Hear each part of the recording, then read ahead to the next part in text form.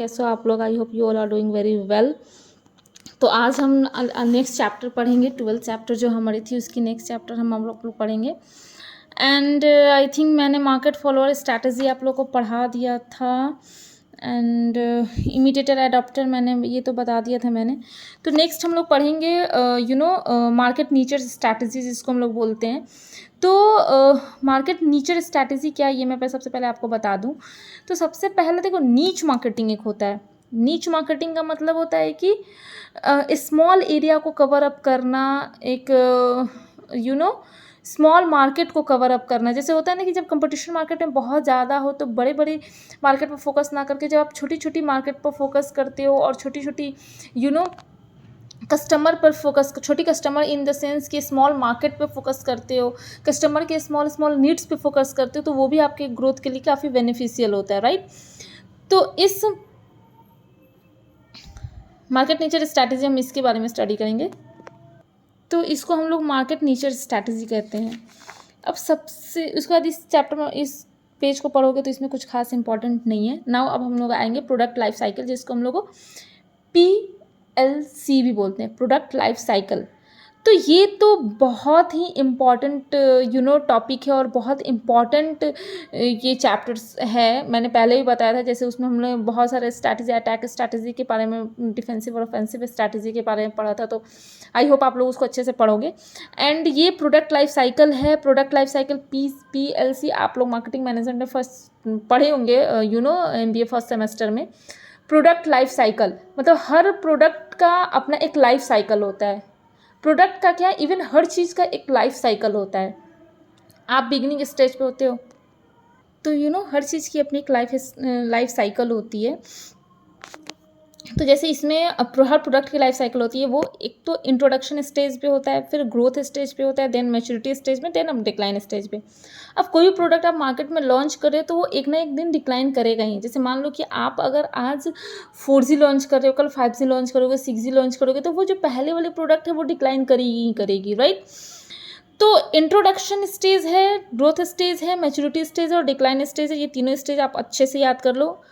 Then अब कौन से कौन से इसके आगे वाले मतलब आगे वाले लाइंस में, पेजेस में ये एक्सप्लेन किया गया है कि जब आप इंट्रोडक्शन स्टेज पे होते हो तो आपको कौन सा स्ट्रैटेजी अपनाना चाहिए, मैच्योरिटी स्टेज पे होते हो तो कौन सा स्ट्रैटेजी अपनाना चाहिए, ग्रोथ स्टेज पे होते हो तो कौन सा स्ट्रैटेजी अपनाना चाहिए, and if when you are on a decline stage तो आपको कौन सा स्ट्रैटेजी अपनाना चाहिए, right.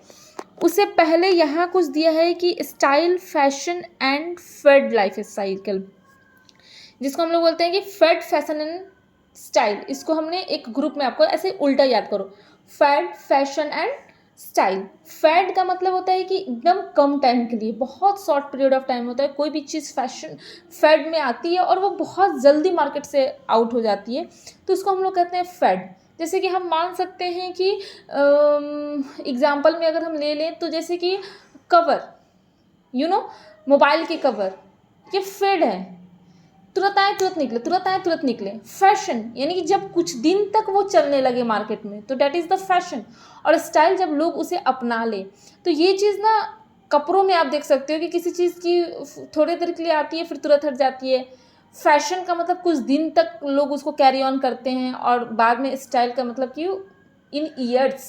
So this is the fad, fashion and life and style. इसको एक सीक्वेंस में आप याद कर लीजिए। तो यहाँ वही दिया है कि कोई प्रोडक्ट फेड होता है, जैसे कि यहाँ दिया है कि विन 3 स्पेशल कैटेगरी है, जिसमें है फैड, फैशन एंड स्टाइल।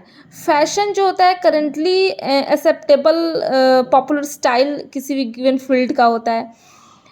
फिर है आपका फैड, क्या है, तो fad are fashion that comes quickly into public view and adopted with great zeal. के साथ लोग उसको अडॉप्ट करते हैं, बहुत जल्दी पीक पे जाता है एंड देन बहुत जल्दी वो डिक्लाइन भी कर जाता है। तो ये है फैड, फैशन एंड स्टाइल। तो ये आप लोग याद रखिएगा, बहुत ही ईजी है। एंड देन है मार्केटिंग स्ट्रैटेजी इंट्रोडक्शन स्टेज में क्या है, तो इसको मैंने ऐसे डायरी में नोट डाउन कर लिया, आप लोग इसको देख लो। प्रोडक्ट लाइफ साइकिल जो है इंट्रोड्यूस हुआ था 1950 में, किसके द्वारा, तो कैरोल हेडन के द्वारा ये लाया गया था प्रोडक्ट लाइफ साइकिल। इसमें हम 4 कैटेगरी में डिवाइड किए थे, introduction stage, maturity stage, growth stage, maturity stage and then decline stage, ठीक है। तो पहला है इंट्रोडक्शन स्टेज। इंट्रोडक्शन स्टेज के कैरेक्टरिस्टिक्स क्या हैं? तो पहला है कि period of slow sales growth. यहाँ जो सेल्स होता है ना बहुत स्लो होता है, ऑब्वियसली नेग्लिजिबल टाइप होता है, क्योंकि आप अभी मार्केट में उस प्रोडक्ट को लॉन्च कर रहे होते हो, no one aware about your product, ठीक है। प्रॉफिट नॉन एग्जिस्टेंस है या फिर प्रॉफिट आपका नील भी हो सकता है इसमें, ठीक है। हाई प्रॉफिट भी हो सकता है कि आप ऐसा कुछ लेके इंट्रोडक्शन स्टेज में प्रोडक्ट में आ रहे हो जहाँ मतलब लोगों वैसा प्रोडक्ट है ही नहीं, तो हो सकता है कि इंट्रोडक्शन स्टेज में ही आपकी प्रोडक्ट बहुत ज़्यादा बिकने लगे। बट जनरली होता है जी कि इसमें प्रोडक्ट नॉन एग्जिस्टेंस होता है। हेवी एक्सपेंस आपको करने पड़ते हैं रिसर्च एंड डेवलपमेंट पे, प्रमोशनल एक्टिविटीज़ पे आपको ज़्यादा पैसे खर्च करने पड़ते हैं, क्योंकि आपके प्रोडक्ट के बारे में किसी को कोई नॉलेज नहीं होता, राइट। देन आता है आपका ग्रोथ स्टेज। ग्रोथ स्टेज में क्या होता है कि रैपिड क्लाइम इन सेल्स, यानी कि धीरे धीरे, चूंकि इंट्रोडक्शन स्टेज में आप इतने ज़्यादा R&D पे खर्च कर चुके होते हो कि प्रोडक्ट के बारे में लोग अवेयर हो जाते हैं। तो जब आपके प्रोडक्ट के बारे में लोग अवेयर हो जाते हैं तो वो प्रोडक्ट को खरीदने लगते हैं, एंड अब आपकी सेल्स क्या होती है, थोड़ी थोड़ी बढ़ती है। इसलिए हम इसे कहते हैं कि ग्रोथ स्टेज है। इसमें हो सकता है कि न्यू कंपटीटर अट्रैक्ट, मतलब इंटर करें मार्केट में, न्यू अपॉर्चुनिटी के थ्रू आप अट्रैक्ट हो। प्राइस एक्सटेंजिबल होता है, थोड़ा आप प्राइस घटा भी सकते हैं, इसलिए घटा सकते हैं क्योंकि कंपटीटर्स आपके इंटर कर रहे होते हैं, तो आपको ऑब्वियसली मार्केट में बने रहने के लिए प्राइस थोड़ा स्लाइटली डाउन करना पड़ेगा, ठीक है। Unit manufacturing cost fall faster than price describe, ठीक है। अब मैन्युफैक्चरिंग कॉस्ट थोड़ा कम होने लगता है, क्यों? क्योंकि आपकी प्रोडक्शंस बढ़ती है तो obviously manufacturing cost per unit थोड़ा कम होने लगेगा। फॉर्म इंक्रीजेज प्रोडक्शन, फॉर्म जो है प्रोडक्शन इंक्रीज करती है और नए नए फीचर्स ऐड करती है। Shift from awareness and trial communications to preference and loyalty. अब चूंकि इंट्रोडक्शन स्टेज में क्या था, हम क्या करते थे, उसमें अवेयरनेस फैला रहे थे, आपके प्रोडक्ट के बारे में कोई नहीं जानता था, लोगों को उसके बारे में हम अवेयर कर रहे थे। बट अब क्या है कि अब हमारे प्रोडक्ट के बारे में लोगों को नॉलेज हो चुकी है, तो अब हम क्या है कि थोड़े लॉयल हो गए हैं प्रोडक्ट हमारे। अगर इंट्रोडक्शन स्टेज में जो कस्टमर हमारे प्रोडक्ट को यूज़ कर रहा है और उसे हमारा प्रोडक्ट बहुत अच्छा लगा है, तो ऑब्वियसली अब वो नेक्स्ट लेवल पे क्या करेगा, उस प्रोडक्ट को परचेज करेगा, और तो लॉयल्टी क्या होगी, बढ़ेगी, प्रेफरेंस भी बढ़ेगी ग्रोथ स्टेज में। मैच्योरिटी स्टेज को हम लोग 3 स्टेज में डिवाइड करते हैं। वो क्या है, एक growth maturity stage, stable maturity stage. अब इसमें क्या क्या हम यूज़ करते हैं, क्या क्या स्ट्रैटेजी यूज़ करते हैं, राइट। ग्रोथ स्टेज मतलब मैच्योरिटी लेवल एक ऐसा लेवल है जहाँ पे आपके स्टेबल हो जाती है, जो सेल्स आपकी होती है वो स्टेबल हो जाती है। तो ग्रोथ में क्या होता है, sales growth strategy, sales growth starts to slow, no new distribution channels to fuel new company. आप बस इतना याद रखो ना, मैच्योरिटी लेवल याद करो, इतना डीप में जाने की जरूरत नहीं है कि मैच्योरिटी लेवल आप आके थोड़ा स्टेबल हो जाते हो। अब चूंकि स्टेबल हो गए, क्यों? क्योंकि इंट्रोडक्शन स्टेज में आपने प्रोडक्ट को मार्केट में लाया, उसके लिए आपने R&D पे खर्च किया, आपने प्रमोशनल चीज़ें प्रमोशन उसकी जम के प्रमोशन की, एड्स कराई, लोग अब आपके प्रोडक्ट के बारे में अवेयर हो चुके हैं। अगर in comparison to your competitor आपकी प्रोडक्ट अच्छी होगी तो ऑब्वियसली लोगों की प्रेफरेंसेस, लोगों की लॉयल्टी आपके प्रोडक्ट के बीच बढ़ेगी, और वो बढ़ती हुई कहाँ दिखेगी, वो बढ़ती हुई दिखेगी आपके ग्रोथ स्टेज में। अब चूंकि वो प्रोडक्ट, अगर आपकी प्रोडक्ट अच्छी है और लोग उसको पसंद कर रहे हैं, तो वो प्रोडक्ट ऑब्वियसली है कि बढ़ेगी एंड उसको हम लोग क्या कहेंगे, तो वो आ जाएगी कौन से स्टेज में, ग्रोथ स्टेज में। अब चूंकि ग्रोथ हो चुका है, लोग आपका प्रोडक्ट खरीद रहे हैं, तो एक लेवल पे आप स्टेबल हो जाओगे। So that is the maturity level, जहाँ आपकी प्रोडक्ट की ना ही उतनी ज़्यादा सेल्स इंक्रीज हो रही है और ना ही डिक्रीज हो रही है, बस आप स्टेबल हो, तो that is the maturity stage. Then अब चूंकि प्रोडक्ट मैच्योरिटी स्टेज पे आ गया, प्रोडक्ट उतनी सेल बढ़ नहीं रही है, तो अब हम कुछ स्ट्रैटेजी अपनाएंगे। तो मैच्योरिटी स्टेज में हम स्ट्रैटेजी अपनाते हैं market modification, product modification, market mix modification. Market modification मतलब हम न्यू मार्केट में इंटर करते हैं। प्रोडक्ट मॉडिफिकेशन अपने प्रोडक्ट में चेंज करते हैं, उसके क्वालिटी में चेंज करेंगे, हो सकता है कि हम उसके कलर्स चेंज कर दें, क्वांटिटी चेंज कर दें, इस तरह करके फिर से मार्केट में उसको लाएं तो हमारी प्रोडक्ट ज़्यादा सेल हो। फिर मार्केटिंग मिक्स क्या है आप लोगों को पता है, तो उस मार्केटिंग मिक्स जो है उसमें हम चेंजिंग करते हैं। तो इसको ये तीनों स्ट्रैटेजी हम किस में अपनाते हैं, मैच्योरिटी स्टेज में। देन आपका आता है डिक्लाइन स्टेज। डिक्लाइन स्टेज का मतलब अब आप टेक्नोलॉजी से बाहर हो चुके हो, मतलब जैसे पहले बटन वाला फ़ोन था, मतलब उस समय टच स्क्रीन आता ही नहीं था, तो वो अब क्या है, डिक्लाइन स्टेज में जा चुका है। हम बोल सकते हैं कि वो अब डिक्लाइन स्टेज में है। या फिर 2G 3G, 2G तो ख़त्म ही हो गया, सॉरी, 3G 4G, अब चूँकि 5G आ रहा है तो ऑब्वियसली 4G अब डिक्लाइन करेगा। तो वही है, डिक्लाइनिंग स्टेज क्या है कि अब आपकी प्रोडक्ट आउट ऑफ टेक्नोलॉजी हो चुकी है, मार्केट में अब उसकी डिमांड नहीं है। तो sales of most product forms and brands eventually decline. क्यों डिक्लाइन होती है? तो due to technological advances, consumer shift in taste. क्यों डिक्लाइन होती है? क्योंकि कंज्यूमर का टेस्ट चेंज हो चुका है। अब वो आपके प्रोडक्ट को ना चाहकर वो किसी और प्रोडक्ट को चाह रहा है, किसी और प्रोडक्ट को खरीद रहा है। So that is the decline stage. At sales and profit decline करने लगती है, ठीक है आपकी।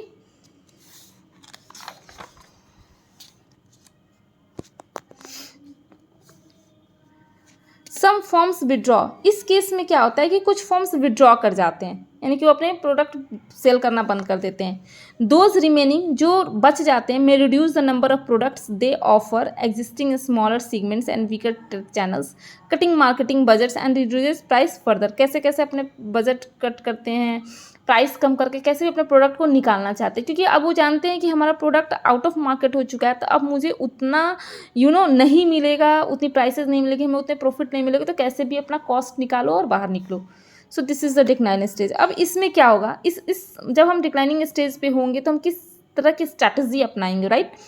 तो हम अपने वीकर पॉइंट्स को आइडेंटिफाई करेंगे, मार्केटिंग स्ट्रैटेजी डिटरमाइन करेंगे, ड्रॉप डिसीजन लेंगे। If the product has a strong distribution and residual goodwill, the company can probably set it to a small form.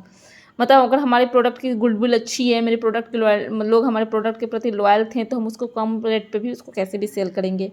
Harvesting करेंगे या फिर डाइवेस्टिंग करेंगे, यानी कि प्राइसेस में कट करेंगे, अपने क्वालिटी इंप्रूव करेंगे। R&D पे जो हम ज़्यादा खर्च कर रहे थे, क्योंकि अब तो हमारी प्रोडक्ट के बारे में हर किसी को पता है, तो हमें रिसर्च एंड डेवलपमेंट पर खर्च करने से कोई फ़ायदा नहीं, तो उसको हम लोग रिड्यूस करेंगे। आई होप आपको ये बहुत अच्छे से समझ में आया होगा, क्योंकि क्या क्या स्ट्रैटेजी अपनाएंगे वो हम भी बता देते थे। ग्रोथ स्ट्रैटेजी हमने उधर उतने नहीं लिखी थी, तो यहाँ लिखा है कि ग्रोथ स्टेज में हम कौन कौन सा स्ट्रैटेजी अपनाते हैं। अपने प्रोडक्ट की क्वालिटी इंप्रूव करते हैं, नए फीचर्स और स्टाइल ऐड करते हैं, मॉडल्स ऐड करते हैं, जैसे फ्लेवर, साइज़, लो प्राइस करते हैं, ताकि हम, चूँकि कंपटीटर्स इंटर कर चुके होते हैं ग्रोथ स्टेज में, तो उस समय हम क्या करते हैं कि लो प्राइस करके कस्टमर को अपने प्रोडक्ट की तरफ अट्रैक्ट करते हैं।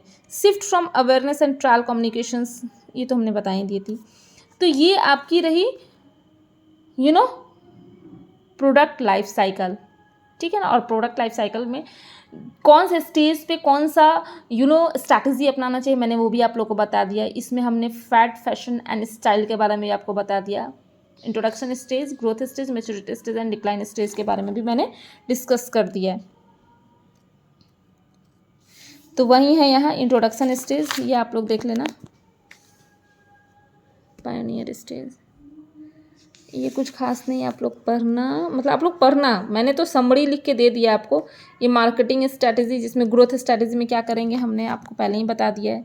मैच्योरिटी स्टेज में हम लोग क्या करेंगे, मार्केट मॉडिफिकेशन, प्रोडक्ट मॉडिफिकेशन, देखो हमने बताया था आपको। मार्केटिंग प्रोग्राम मॉडिफिकेशन, जिसको मार्केटिंग मिक्स यानी प्रोडक्ट प्राइस प्लेस प्रमोशंस, वो हमने बता दिया। मार्केटिंग मिक्स उसे बोलते हैं ना, 4 Ps, product price place promotion, यानी प्रोडक्ट में चेंजेस करिए, प्लेस में चेंजिंग करिए, प्राइस में चेंजिंग करिए, प्रमोशनल एक्टिविटीज़ चेंज करिए, ठीक है। मार्केटिंग स्ट्रैटेजी डिक्लाइनिंग स्टेज में हम लोग क्या करते हैं, हार्वेस्टिंग एंड डाइवेस्टिंग, हमने आपको बताया है, हमने सारा चीज़ शॉर्ट डाउन लिख दिया है, ठीक है ना। फिर ये आप लोग स्टडी कर लेना। आई थिंक अब ये चैप्टर कंप्लीट हो गई है। और ये, हाँ, ये एक टेबल बना के, समरी बना के दिया हुआ है, एडजेक्टिव एंड स्ट्रैटेजी, तो आप इसको याद कर लेना। तो आई होप आपको ये वीडियो बहुत अच्छी लगी होगी। अगर कहीं समझ में ना आए तो हमें ज़रूर बताइएगा। And please do like and subscribe to my channel. Thank you for watching. Please subscribe कर दो, थोड़ा सब्सक्रिप्शन बढ़ाओ यार, थोड़ी मुझे भी मोटिवेशन आए। And thank you so much guys for watching my video. Bye bye, take care.